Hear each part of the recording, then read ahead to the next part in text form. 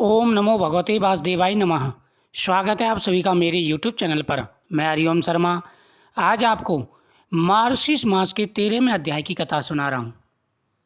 राजा पृथुदेव ऋषि नारद से कहते हैं कि हे नारद जी, आपने हमें कई ऐसे पर्वों और त्योहारों के बारे में जानकारी दी जिनका विशेष महत्व है। दीपदान के बारे में बताया। अब हमें कृपा करके मार्गशीर्ष अमावस्या के बारे में बताइए। किस प्रकार से पूजन करना चाहिए, कौन से नियमों का पालन करना चाहिए। देव ऋषि नारद जी कहते हैं, हिंदू धर्म वैसे तो हर मास की अमावस्या को नदी स्नान का विशेष महत्व माना गया है, लेकिन मार्गशीर्ष मास यानी अगेन मास के दिन नदी में स्नान और दान को काफ़ी शुभ और फलदायी माना गया है।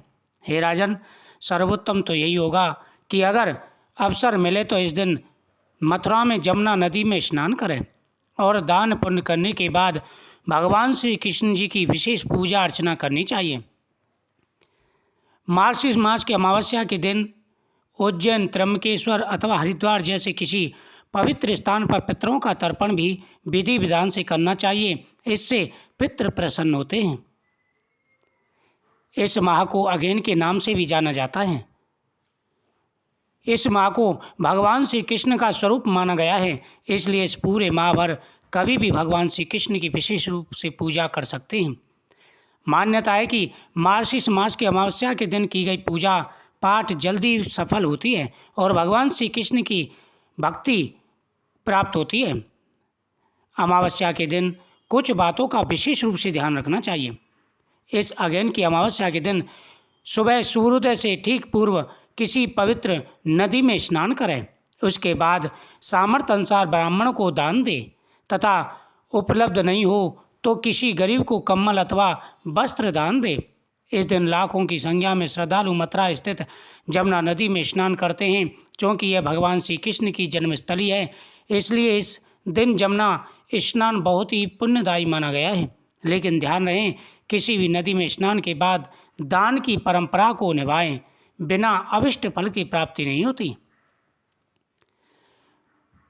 जो व्यक्ति अमावस्या के दिन पितरों की पूजा करते हैं, पितरों के लिए दिन सबसे अच्छा माना गया है। अगर आपको अपने पितरों को तर्पण देना है तो इसके लिए इस दिन को सर्वश्रेष्ठ माना गया है। आज के दिन गाय के गोबर से बने कंडे जलाकर उस पर गुड़ घी डाल पितरों को विशेष धूप अर्पित किया जाता है। इस दिन पितरों की शांति के लिए गरीबों को वस्त्र, कम्बल अथवा अन्न का दान करना बहुत ही जरूरी है। मान्यता है कि इससे पितर प्रसन्न होते हैं। जो व्यक्ति इस दिन पितृ तर्पण करते हैं वह पितृ दोष से मुक्त हो जाते हैं। हे राजन, जो व्यक्ति अमावस्या के दिन पितरों की पूजा करते हैं, हनुमान जी की पूजा करते हैं, भगवान शिव की पूजा करते हैं, भगवान कृष्ण की पूजा करते हैं, उनके सभी दोष दूर हो जाते हैं। अमावस्या के दिन घर में पूजा अनुष्ठान करते समय कुछ सावधानियां बरतनी चाहिए। इस दिन घर में किसी तरह का लड़ाई झगड़ा, आरोप प्रत्यारोप आदि नहीं होने चाहिए। बड़े बुजुर्गों का सम्मान करें, किसी से ईर्षा, किसी से अपशब्द ना बोलें। घर में शांति एवं प्रेम का माहौल बनाकर रखना चाहिए।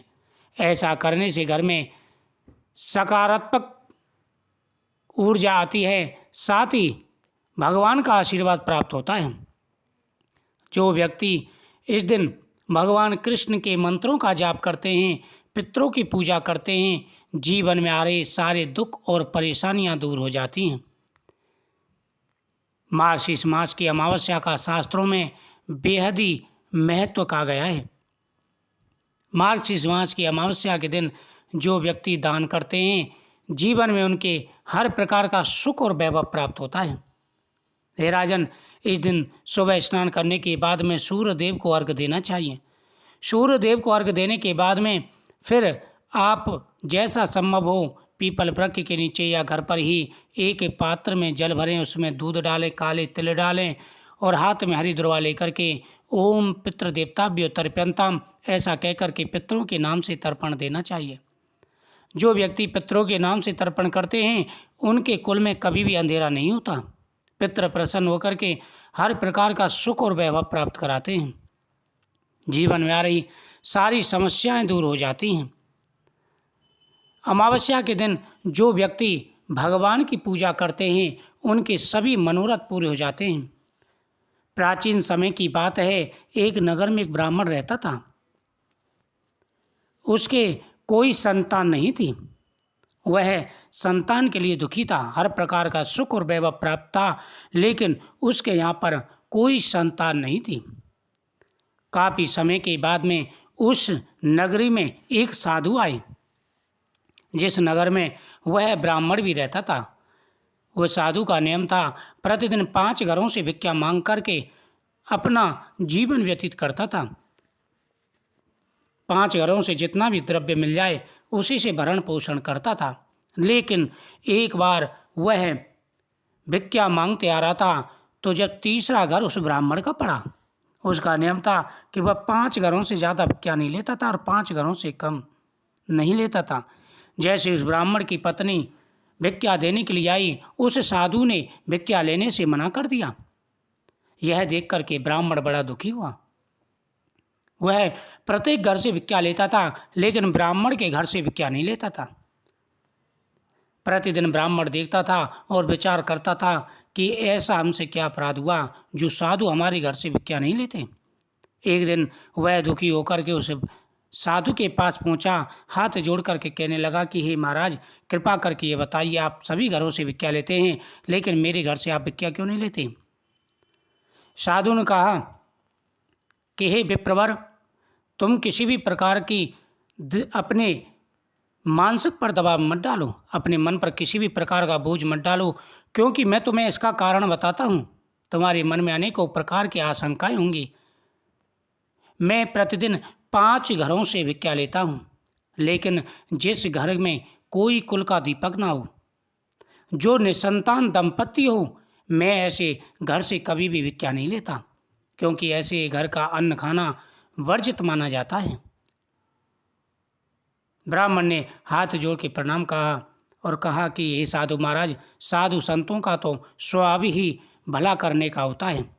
शास्त्रों में भी कहा गया है कि बड़े जो साधु संत होते हैं, सिद्ध पुरुष होते हैं, वह सभी का भला करते हैं और बड़े पुण्य से ऐसे साधु मिलते हैं। मेरे बड़े पुण्य हैं जो आप मुझे मिले, कृपा करके संतान प्राप्ति का कोई उपाय बताइए।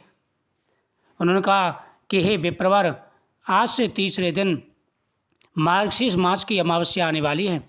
मार्गशीर्ष मास की अमावस्या में भगवान श्री कृष्ण का पूजन करो, पितरों की पूजा करो, भगवान शिव का पूजन करो और साथ ही ब्राह्मणों को भोजन कराओ, दान पुण्य करो। इसके प्रताप से तुम्हें अवश्य ही संतान का सुख प्राप्त होगा। जैसे साधु ने बताया था, ठीक उसी प्रकार से ब्राह्मण ने मार्गशीर्ष मास के अमावस्या के दिन भगवान श्री कृष्ण की पूजा की, ब्राह्मण को भोजन कराया, दान पुण्य किया, इस पितरों की पूजा की। इसके फलस्वरूप उसे सुंदर संतान की प्राप्ति हुई। वीडियो को शेयर करें, चैनल को सब्सक्राइब